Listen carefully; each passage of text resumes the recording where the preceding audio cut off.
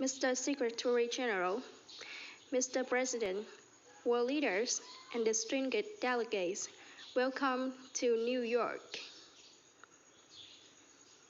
It's a profound honor to stand here in my home city as a representative of the American people to address the people of the world. As millions of our citizens continue to suffer the effects of the devastating hurricanes that have struck our country, I want to begin by expressing my appreciation to every leader in this room who has offered assistance and aid.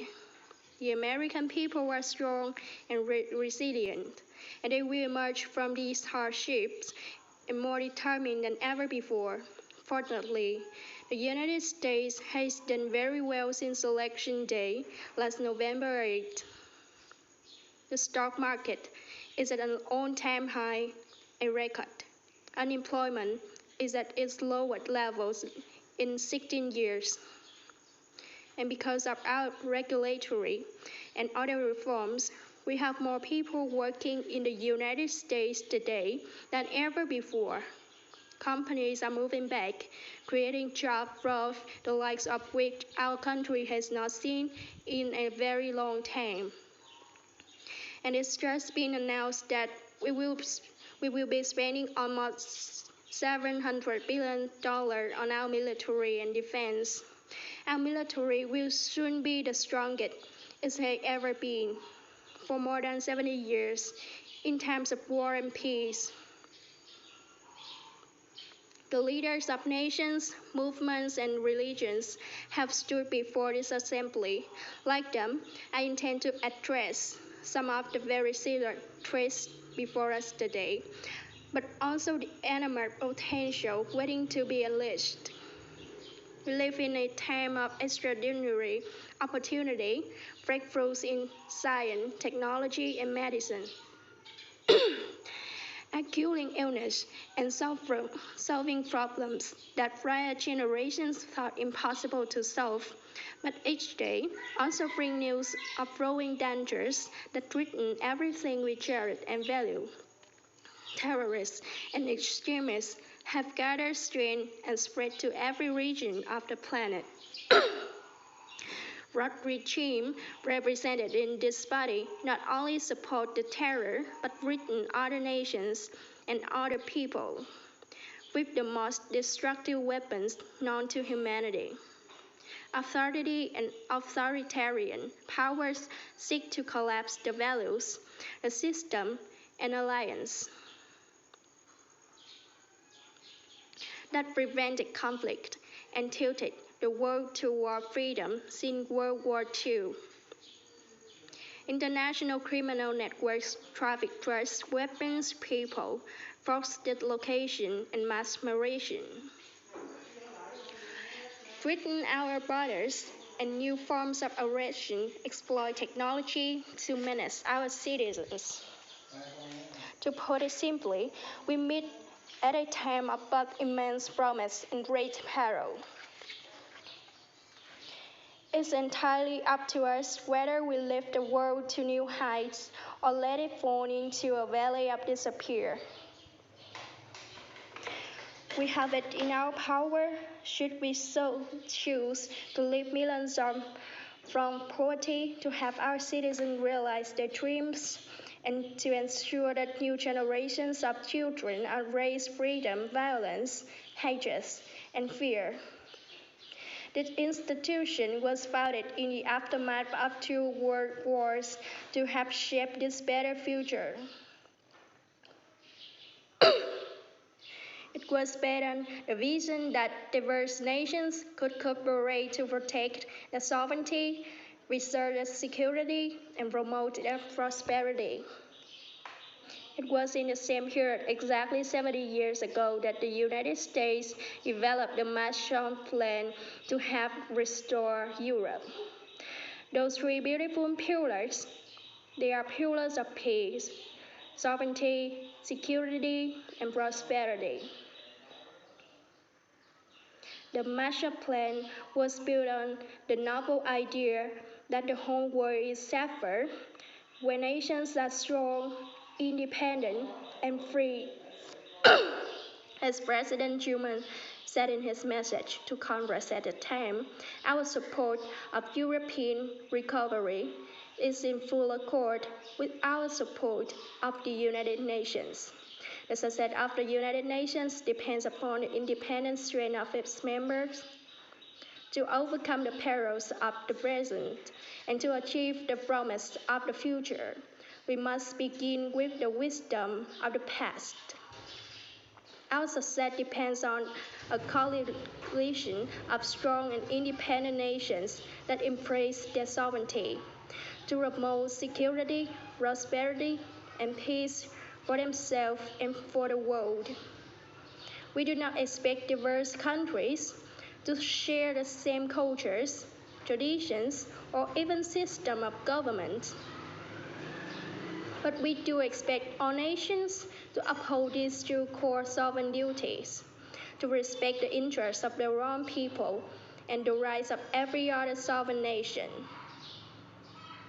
To respect this is the beautiful vision of this institution, and this is the foundation for cooperation and success. Strong sovereign nations led diverse countries with different values, different cultures, and different dreams not just coexist, but work side by side on the basis of mutual respect. Strong sovereign nations let their people take ownership of the future and control their own destiny. And strong sovereign nations allow individuals to flourish in the fullness of the life intended by God. In America, we do not seek to impose our way of life on anyone, but rather to let it shine as an example to everyone to watch.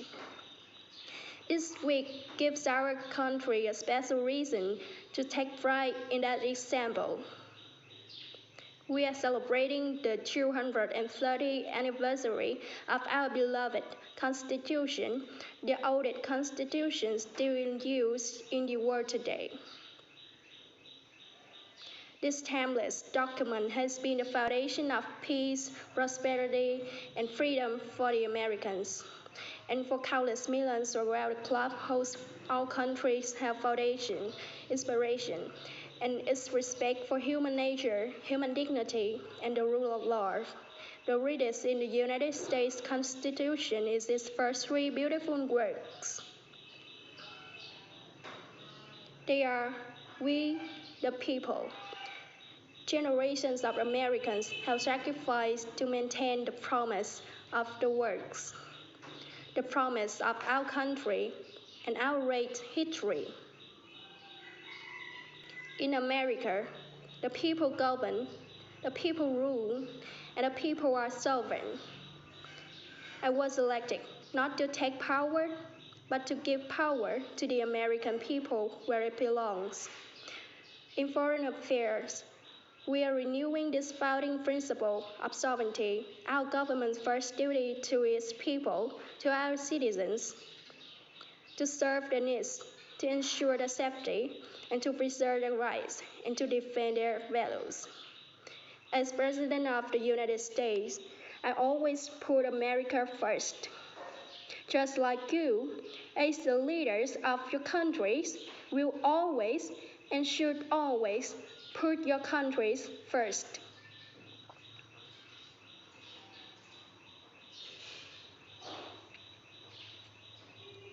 All responsible leaders have an obligation to serve their own citizens, and the nation state remains the best vehicle for elevating the human condition. But making a better life for our people also requires us to work together in close harmony and unity to create a more safe and peaceful future for our people. The United States will forever be a great friend to the world and especially to its allies. But we can no longer be taken advantage of or enter into a one-sided deal where the United States gets nothing in return. As long as I hold this office, I will defend America's interests above all else and in fulfilling our obligations to our nations. We also realize that in every interest to seek the future where all nations can be sovereign, prosperous, and secure. America does more than speak for the values expressed in the United Nations Charter. Our citizens have paid the ultimate price to defend our freedom and the freedom of many nations represented in this great hall. America's devotion is measured on the battlefield where our young men and women have fought and sacrificed alongside our allies. From the beaches of Europe to the deserts of the Middle East to the jungles of Asia, it's an eternal credit to American character that even after we and our allies emerged victorious from the bloody war in history, we did not seek territorial expansion or attempt to oppose and impose our way of life on others. Instead, we have built institutions such as this one to defend the sovereignty, security, and prosperity for all. For the diverse nations of the world, this is our hope. We want harmony and friendship, not conflict and strife. We are guided by outcomes, not ideologies. We have a policy of principled realism rooted in shared common interests and values. That realism forces us to confront the question facing every leader and nation in this room is a question we cannot escape or avoid. We will slide down the path of complacency, numb to the challenges, threats, and even wars that we face. Or do we have enough strength and pride to confront those dangers today so that our citizens can enjoy peace and prosperity tomorrow? If we decide to lift up our citizens, if we aspire to the approval of history, then we must fulfill our sovereign duties to the people we faithfully represent. We must protect our nations, their interests, and their futures. We must reject threats to sovereignty from the Ukraine to the South China Sea. We must uphold respect for law, respect for borders, and respect for culture, and the peaceful engagement disallow.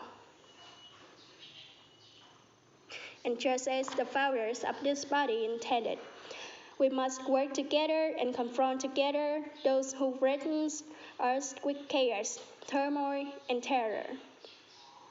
And just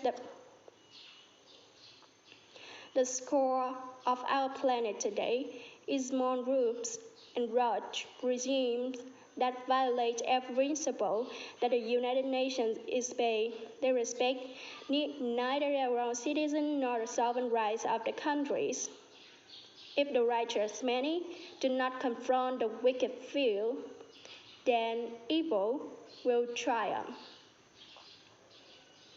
When dozen people and nations become bystanders to history, the forces of destruction only gather power and strength. No one has shown more contempt for other nations and for the well-being of their own people than the depraved regime in North Korea. It's responsible for the starvation death of millions of North Koreans and for the imprisonment, torture, killing, and oppression of countless more. We were on witness to the regime's deadly abuse when an innocent American college student, Otto Warmbier, was returned to America, only to die a few days later.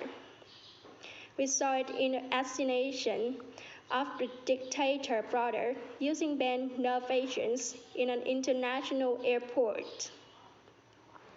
We know it kidnapped a sweet 13-year-old Japanese girl from a Beijing Herao country to enslave her as a language tutor for North Korea's spies.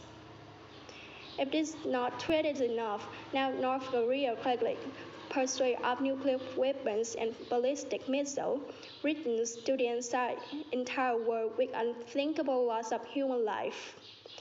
It's an outrage that some nations would not only trade with such a regime, but would arm, supply, and financially support a country that imperils the world with nuclear power. No nation on earth has an interest in seeing this band of criminals arm itself with nuclear weapons and missiles.